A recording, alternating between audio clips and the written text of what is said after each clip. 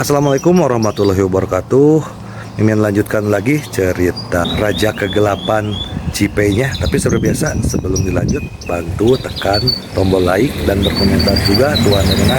Gas. Bab 1407. Aku belum pindah. Semua orang melihat ke arah pintu. Tadi semua orang hanya tahu bahwa Ji Fei telah membunuh seseorang. Tetapi tidak ada yang menunjukkannya. Sekarang Wu Chengjun meneriakkannya dengan keras, membuatnya sangat jelas. Semua orang menatap Ji Fei pada detik berikutnya, ingin melihat bagaimana dia akan merespons. Namun, yang mengejutkan semua orang adalah bahwa Ji Fei sangat tenang. Dia bahkan berkata dengan tenang, "Dua putra telah meninggal. Saya patah hati. Mengapa saya harus bersedih atas kematian yang lain? Lagi pula, ini bukan putra kandung Anda." Semua orang sudah terkejut, dan sekarang mereka bahkan lebih terkejut lagi. Bagaimana mungkin seseorang bisa berbicara seperti itu? Apakah implikasinya berarti terlalu sedikit orang yang meninggal? Bukankah ini terlalu brutal? Dia membunuh putra seseorang dan masih berbicara dengan penuh percaya diri, seolah-olah dia tidak melakukan kesalahan apapun. Setelah sesaat terkejut, Wu Chengjun segera menutupi dadanya agar tidak muntah darah, dan menatap polisi di sebelahnya. "Apakah kalian semua mendengarnya? Apakah ini yang dikatakan manusia?" Polisi yang mengikuti mereka sedikit kesal saat itu. Ini pertama kalinya mereka mendengar seseorang berbicara seperti itu. Itu benar-benar kejam dan tidak berperi kemanusiaan. "Ji Fei, kau telah membunuh putraku Wu Ziliang dan Wu Ziguo, dan sekarang kau telah membunuh Wu Tianze. Perseteruan ini tidak dapat didamaikan. Aku akan meminta polisi menangkapmu dan memenjarakanmu seumur hidup." Wu Chengjun berteriak sekeras-kerasnya, dipenuhi amarah dan niat membunuh yang tak berujung. Tangisannya kembali menyentuh hati setiap orang, dan setiap orang merasa lebih simpatik terhadapnya. Membunuh berarti membunuh. Ji Fei harus dihukum berat. Kita semua bisa membuktikan bahwa Ji Fei membunuh Wu Ziliang dan Wu Ziguo. Wu Tianze hari ini pasti dibunuh oleh Ji Fei. Polisi harus menangkapnya. Orang-orang yang datang bersama Wu Chengjun telah angkat bicara dan mulai melancarkan serangan pribadi terhadap Ji Fei. Pengalaman Meng Tianhua dari grup Tianhua telah menyebabkan krisis bagi kroni Wu Chengjun. Mereka harus membunuh Ji Fei, kalau tidak mereka bisa hancur kapan saja. Tentu saja, dia tidak akan melepaskan alasan membunuh Wu Tianze hari ini. Faktanya, bahkan orang-orang di ruang perjamuan yang tidak ada hubungannya dengan Wu Chengjun memiliki kebencian dan kemarahan di mata mereka. Seolah-olah mereka bersimpati dengan yang lemah. Tetapi Ji Fei tampak tenang, dengan senyum tipis di wajahnya. "Wu Chengjun, menurutmu apakah polisi bisa membawaku pergi hari ini?" "Kenapa tidak? Kau terlalu sombong." "Polisi, dengarkan apa yang dia katakan." Wu Chengjun sangat pandai memanfaatkan situasi. Dia berteriak marah lagi, memainkan perannya sebagai korban sepenuhnya. Sebaliknya, polisi tidak terburu-buru maju untuk menangkap siapapun, dan ekspresi mereka terlihat sangat berhati-hati. Anjing yang menggigit tidak akan menggonggong, dan anjing yang menggonggong tidak akan menggigit. Benar-benar seperti ini. Aku bahkan bertanya-tanya, apakah kamu, Wu Chengjun, benar-benar membenciku? Mengapa kamu tidak benar-benar melakukannya? Ji Fei masih memiliki seringai santai di wajahnya. Mendesis, semua orang di tempat kejadian menarik napas. Ji Fei terlalu sombong. Dia tidak menunjukkan permintaan maaf. Dia bahkan menyebut orang lain sebagai anjing. Dan itu anjing yang tidak berguna. Walaupun memikirkan ketiga putra keluarga Wu akan meninggal memang menyedihkan seperti anjing. Tetapi ketika dia benar-benar memarahi mereka, dia tetap merasa sangat simpatik, dan bahkan lebih marah pada Ji Fei. "Ini, polisi, tolong tangkap dia." Wu Chengjun tidak dapat menahan diri untuk berteriak keras. Polisi tidak tahan lagi dan hendak melangkah maju. Tetapi Ji Fei memandang Ji Rongsheng dan Tuan Zhao. Ini adalah pengadilan rumah kalian hari ini. Dan kalian juga anggota dari 4 keluarga besar. Apakah kalian akan membiarkan Wu Chengjun memanggil seseorang untuk menangkapku? Nada suaranya tidak keras, tetapi penuh pertanyaan, seolah dia sedang menunggu jawaban. Semua orang di tempat kejadian memandang Ji Rongsheng dan Tuan Zhao, dan pada saat ini mereka menyadari sebuah masalah. Ji Fei adalah cucu dari keluarga Ji dan menantu dari keluarga Zhao. Identitas ini sangat istimewa. Bagaimana kedua perusahaan akan mengatasinya? Seorang pangeran yang melanggar hukum bersalah atas kejahatan yang sama seperti rakyat jelata. Apa hubungannya pelanggaran hukummu dengan mereka? Apakah kau ingin menggunakan kedua keluarga itu untuk menekan kita? Wu Chengjun khawatir kedua keluarga akan maju untuk melindungi Ji Fei. Jika itu terjadi, akan sangat sulit untuk mengatasinya. Di antara 4 keluarga besar sekarang, keluarga Wu mereka tidak diragukan lagi yang paling lemah. Ji Fei telah mengambil ratusan miliar dolar dari mereka sebelumnya, dan mereka telah kehilangan 3 putra. Populasi dan uang mereka menyusut dari hari ke hari.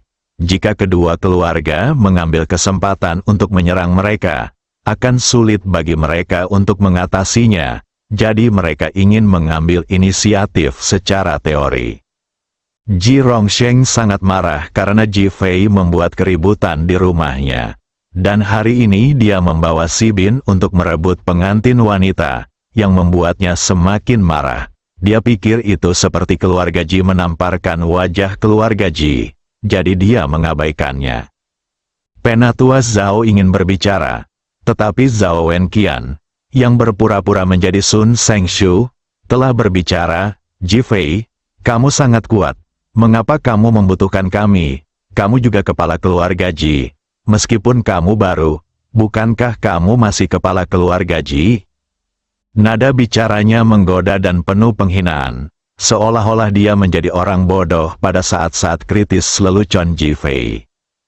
Tuan Zhao ingin berbicara, tetapi setelah mendengar ini, dia tetap diam dan menatap Ji Fei. Kepala keluarga Ji dan Zhao ada di sana, tetapi tidak ada yang berbicara. Ji Fei merasa seperti orang yang ditinggalkan. Hahaha, Wu Chengjun mengepalkan tinjunya ke arah Ji Rongsheng dan Zhao Laoyi. Keadilan ada di hati rakyat. Terima kasih, kedua kepala keluarga. Dia menatap Ji Fei. Ji Fei, apakah ada hal lain yang ingin kamu katakan sekarang? Orang-orang lain di tempat kejadian juga menunjukkan penghinaan dan ejekan di mata mereka. Sebelum mengumumkan pembentukan keluarga Ji baru dengan gembar-gembor, ternyata mereka hanya ingin bergantung pada keluarga Ji dan keluarga Zhao. Ji Guanghui dan Zhao Mengchen sudah meninggal bertahun-tahun yang lalu. Tidak diketahui apakah orang ini adalah putra mereka atau bukan. Sekalipun begitu, itu hanya pertunjukan. Suara ejekan dan diskusi mulai terdengar silih berganti. Li Ruoxi dengan cepat meraih lengan Ji Fei. Dia sudah merasakan niat membunuh Ji Fei yang melonjak. Dia paling bisa memahami perasaan Ji Fei yang sebenarnya. Dia sebenarnya tidak membutuhkan perlindungan dari kedua keluarga, tetapi ingin melihat sikap kedua keluarga. Sekarang dia pasti kecewa. Ji Fei menepuk tangan Li Ruoxi dan mengingatkannya bahwa semuanya baik-baik saja. Dia berdiri perlahan dan menatap orang-orang di depannya. Apakah kalian sudah selesai? Semua orang tercengang.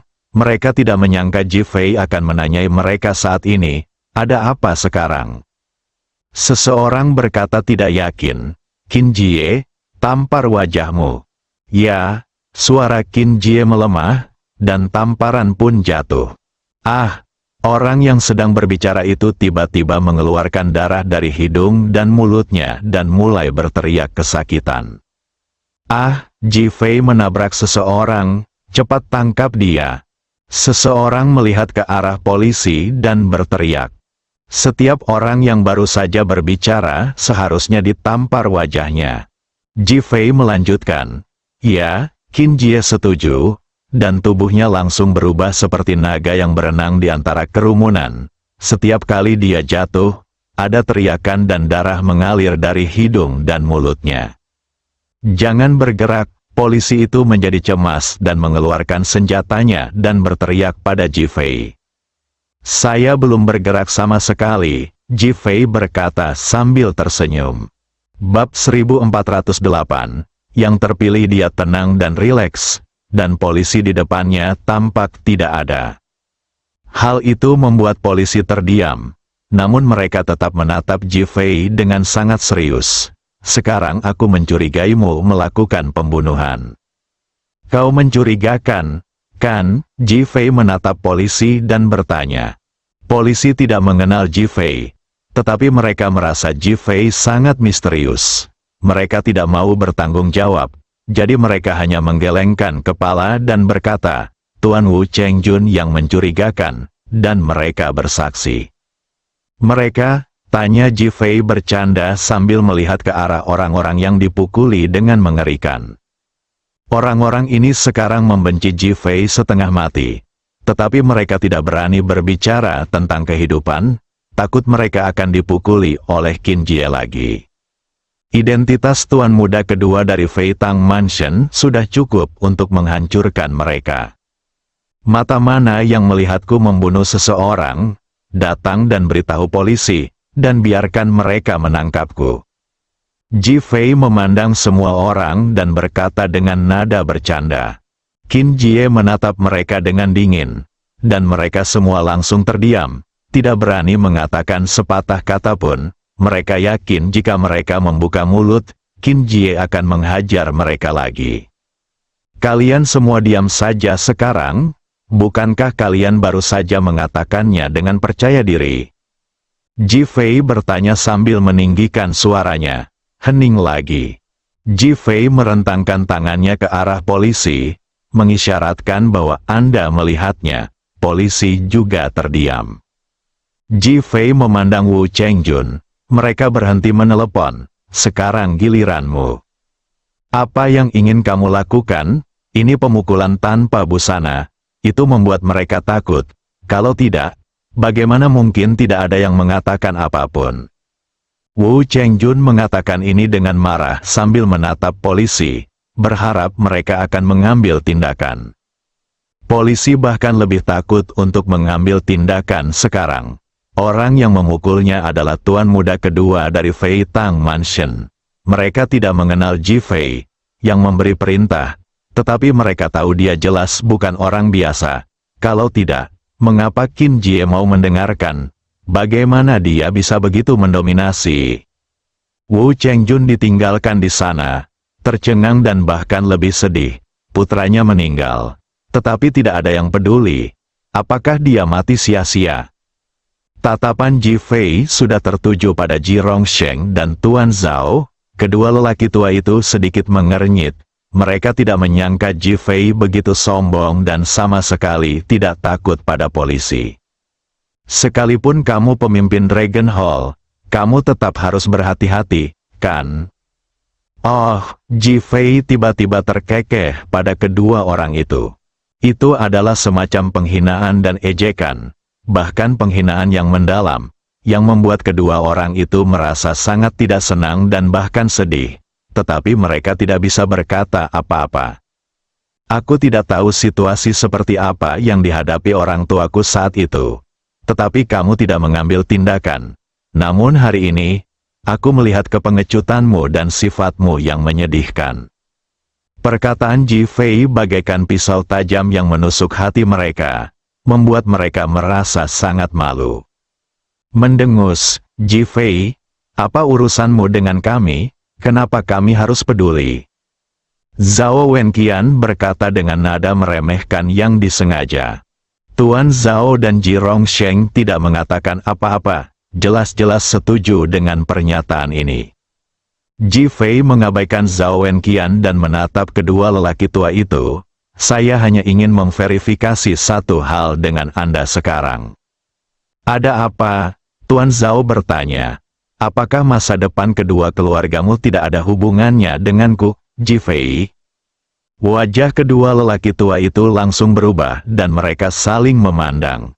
Jelas mereka tidak menyangka Ji Fei akan menanyakan hal ini. Tentu saja, mereka juga tahu bahwa Ji Fei baru saja memberi mereka kesempatan untuk memilih mendukungnya. Tetapi mereka tidak melakukannya, yang membuat Ji Fei marah. Tidak perlu, kata Zhao Wenqian dengan keras. Sun Sengshu yang berpura-pura menjadi Zhao Wenqian ini berharap agar kedua keluarga itu tidak ada hubungannya dengan Ji Fei, dan dia bahkan ingin melawan mereka sampai mati. Zhao Lao dan Ji Rongsheng sedang berhadapan dengan orang banyak saat ini. Pilihan ini memang sangat rumit. Jika mereka benar-benar setuju untuk mendukungnya, itu sama saja dengan mengakui apa yang terjadi antara Ji Guanghui dan Zhao Mengchen. Namun, jika mereka tidak mendukungnya, setelah hari ini, Ji Fei mungkin tidak akan ada hubungannya dengan mereka lagi. Apakah ini pilihanmu? Ji Fei menatap kedua lelaki tua itu dan bertanya. Panggilan, Ji Rongsheng menghela napas. Ji Fei, kamu adalah cucuku. Aku ingin mengakuinya. Tetapi kamu malah membawa Si Bin untuk merebut pernikahan dan menamparkan wajah keluarga Ji. Kamu tidak pantas menjadi anggota keluarga Ji. Ji Fei merasa hatinya seperti ditusuk pisau. Ia sangat sedih. Ia tidak menyangka Ji Rongsheng bahkan tidak mengakuinya sebagai cucunya. Ia tidak mengharapkan apapun, tetapi setidaknya ingin memberi ayahnya jalan untuk kembali. Tetapi sekarang jalan itu sudah tidak ada lagi. Ji Fei, keluarga Zhao kami tidak ada hubungannya denganmu. Zhao tua menatap Ji Fei dan berkata. Haha, Zhao Wenqian tertawa, menatap Ji Fei dan berkata dengan nada sinis, Ji Fei, kamu bisa keluar sekarang. Dia menoleh ke arah Si Bin. Ji Fei tidak ada apa-apanya di mata kedua keluarga kita, dan kau, seekor anjing, bahkan lebih tidak ada apa-apanya. Mengapa kau punya hak untuk merebut Ji Meiyan dariku? Si Bin menatap Ji Meiyan yang berpura-pura menjadi Han Lu. Dia tidak mengatakan apa-apa, tetapi matanya penuh air mata dan dia tampak menyedihkan, seolah-olah dia menantikan Si Bin mengejarnya. Si Bin hendak berbicara ketika Ji Fei menghentikannya. Ji Fei menatap kedua lelaki tua itu. Bagus sekali, mulai sekarang kita hanya orang asing, dan kita tidak akan memiliki hubungan apapun lagi. Kedua lelaki tua itu tidak mengatakan apa-apa dan hanya setuju. Ji Fei menatap Qin Jie. Siapa yang baru saja mengatakan bahwa aku adalah anak haram Ji Guanghui dan Zhao Mengchen? Tuliskan nama dan perusahaannya, dan buat mereka menghilang segera. Baik, Tuan. Qin Jie mengangkat tangannya dan menunjuk ke salah satu pria, Li Chengqian, ketua Juli Group. Dalam waktu setengah jam, buat grup Juli menghilang. Ji Fei berkata dengan tenang, ya, Si Bin kembali normal dan setuju. Dia mengeluarkan ponselnya, menelepon, dan mulai membuat pengaturan, setelah mengesampingkan usulan itu. Mendengus, Li Chengqian tidak yakin dan melangkah maju dan memarahi dengan marah. Kamu terlalu sombong, grup Juli kita adalah kemitraan keluarga Ji. Didi, sebelum dia sempat menyelesaikan kata-katanya, ponselnya berdering, dia segera menjawabnya dan mendengar suara cemas dari dalam. Bos Li, ini buruk. Rantai pendanaan grup Juli kami telah terputus dan semua kreditor ada di sini untuk menagih utang mereka. Apa katamu? Wajah Li Chengqian langsung pucat pasi. Ia tidak menyangka Ji Fei dan yang lainnya akan bertindak secepat itu.